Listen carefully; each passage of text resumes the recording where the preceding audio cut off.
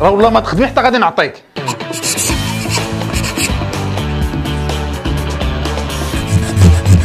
السلام عليكم. الموضوع اللي كيشغل الراي العام هاد الايامات وكيشغل الناس اللي كاينين في الفيسبوك هو الموضوع ديال الادماج ديال الدارجه في التعليم المغربي. وكلكم كتعرفوا ان القصه بدات من واحد الاجتماع اللي داروه نور الدين عيوش. هذا الاجتماع اللي قدر يحل لنا جميع المشاكل ديال التعليم المغربي، وكانت الفكره سيادنا توب. شكرا شكرا شكرا شكرا شكرا شكرا.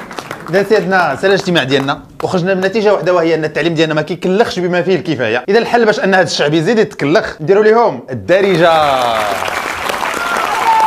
التعليم عندنا 60 عام هادي وحنا كنتقاتلوا معاه، ودازت عليه 70,000 حكومه وحتى واحد ما قدر عليه، حتى جا السي نور الدين عيوش برافو عليه لقى لينا الحل. انا بغيت نعرف هاد الناس اللي داروا هاد المناظره وخرجوا بهاد الحل العجيب، واش كتسحبونا عايشين في السويد؟ والله العظيم الا التعليم المغربي مزيان.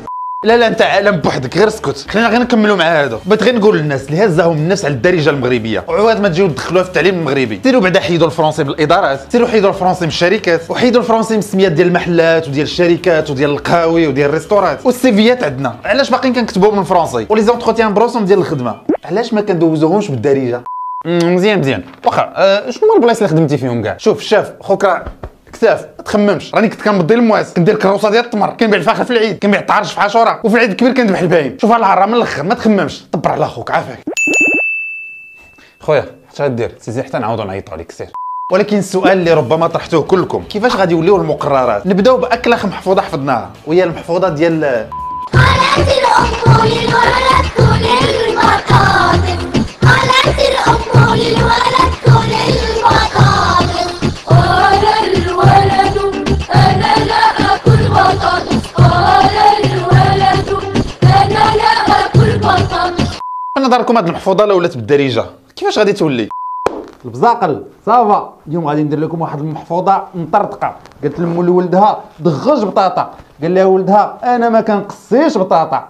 وهذا ثاني سؤال ثاني كيتطرح، الا ولا التعليم في المغرب بالدارجه اش من دارجه بعدا غادي نعلموهم؟ واش الريفيه ولا المراكشيه ولا الحسانيه ولا الشماليه؟ وزيد وزيد وزيد، شحال تاع اللهجات عندنا، ترى اللهجات عندنا راه ما كيساليوش. شوف يا معلم، انا راه ما فهمت حتى حاجه من داكشي اللي باغي تقول، انا راه كنموت غير على الزيتون وعلى الطنجيه المراكشيه. واجي بعدا السي عيوش واحد القضيه اللي كلشي لاحظها وربما غابت على بالك، نسيتي في المدارس ديالنا كاين المقرر ديال التوالد البشري. كيفاش غادي دير هذا المقرر بالدارجه؟ وده هتكتبها ازاي حسين؟ اكتبها بالحبر السري بقى. الخاوه العشران، اليوم غندير لكم واحد الدرس من داكشي اللي كيجيكم على اللقانه. الدرس بكل بساطه هو الدرس ديال نتوما كما كتعرفوه فاش سميتو كاين.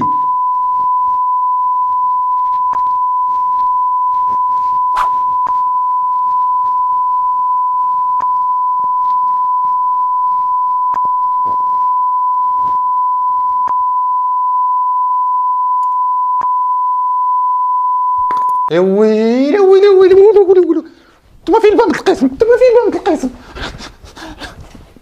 انا بعدا الا جات عليا وكانوا باغي يدخلوا الدارجه في التعليم يدخلوها في ماده وحده اللي عندكم كلكم مشكل معاها، وهي الماده ديال الفلسفه.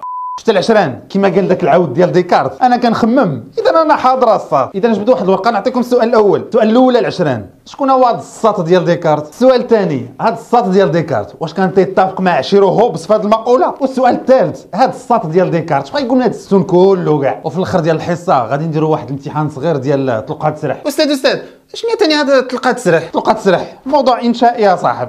تخيلوا معايا كون كانت الفلسفه بالدارجه، ترى كلشي غادي يضرب فيها 18 الفوق. بيني وبينكم لا طبق هذا القانون ديال الادماج ديال الدارجه في المدارس ديالنا، عندك واحد اللي غادي يستافد من هذا القانون، التعليم الخاص بطبيعه الحال، لحقاش كلشي غادي يخاف على ولادو من التكلاخ وغادي يهزهم يديهم المدارس ديال الفلوس يقراو بالفرنسي والانجلي. هي ما درنا والو. تعيوش المشكل ديال التعليم المغربي ماشي هو مشكل ديال دارجه ولا عربيه ولا فرنسي ولا انجلي، المشكل ديال التعليم عندنا هو مشكل ديال البنيات التحتيه ما كايناش، هو المشكل ديال المعدات وديال الاجهزه اللي ما كنشوفوهاش، هو المشكل ديال الاطر اللي ما مكوناش مزيان، ثم المشكل الكبير هما دوك المقررات اللي كنقراو لولادنا، لانهم كلهم منقولين على مقررات ديال دول اجنبيه وما عندهم لا علاقه لا بثقافتنا ولا حتى بمجتمعنا. ولكن غادي نمشيو للمدرسه باش نقراو بالدارجه غير نبقاو جالسين حدا مواتنا وجداتنا. انا متاكد اننا غنتعلموا منهم كثار من داكشي اللي غنتعلموا في مدارسنا. ايوا هادشي اللي عطا الله في هاد البلاد السعيده. ايوا سيدنا الحلقه ديالنا سالات كالعاده، ما تنساوش انكم تلحقوا الموقع ديالنا h24info.ma وديروا واحد سبسكرايب صغير لاشين. نتلاقاو ان شاء الله في الحلقه الجايه.